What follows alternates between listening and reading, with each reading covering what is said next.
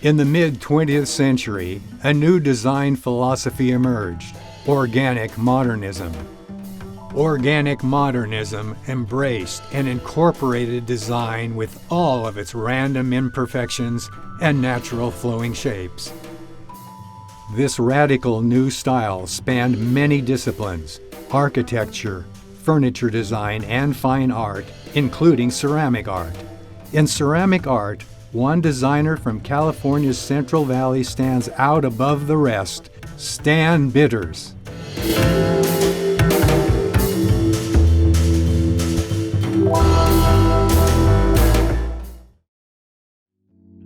Just start, throw the clay down, get on it. It's going to tell me what to do. That's generally the only way I work. They demand drawings and I kind of do some wiggle things, but it ends up that I do what I do, and that's what you get.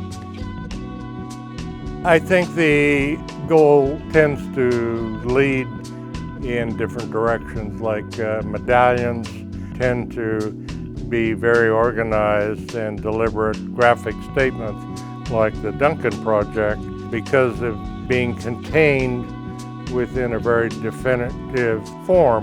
So that demanded a certain attitude.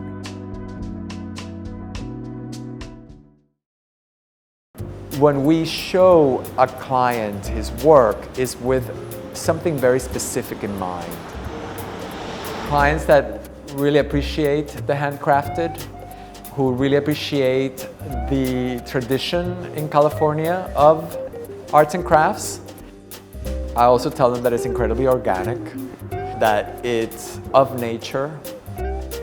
His work, I think one of the things that sets it apart is that it's very muscular. It's masculine, strong. The scale is something that is very unique. When I introduce him to someone, I don't say he's a ceramicist. I say he's a ceramic sculptor.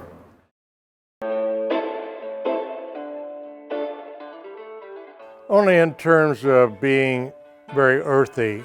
You know, I've been categorized as being not only earthy, but kind of gross in terms of how I respond to the material. And I do that because I want as many times as I can to retain that look and attitude of clay and what it is.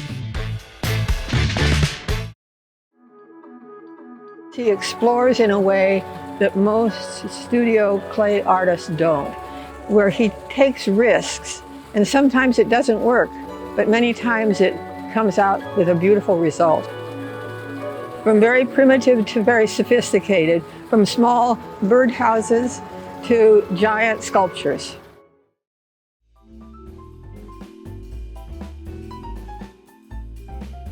Built in 1964, the Fresno Fulton Art Mall, with 80 seating areas, 2 playgrounds for the children, one at the north end of the Fulton Mall and the other at the south end.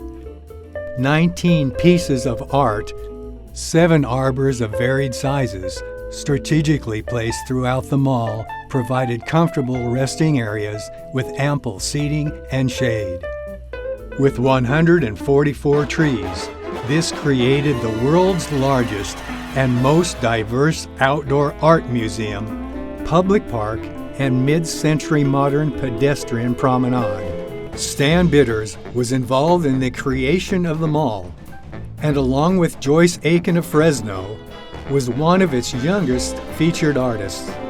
His ceramic fountains gave a dynamic energy to the mall, which was qualified by federal and state agencies to be placed on the National Register of Historic Places.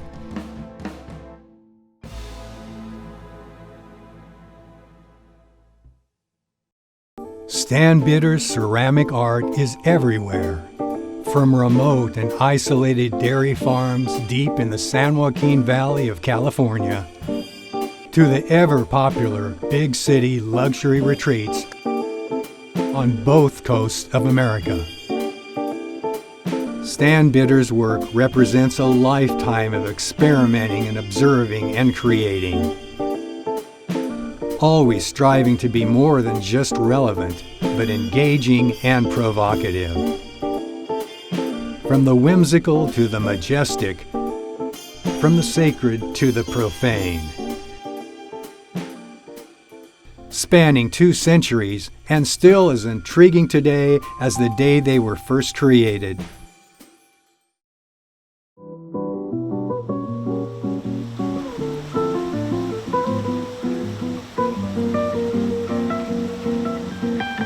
Fresno is a sense of belonging, growing, a relation to people, to earth, contemplative and directed.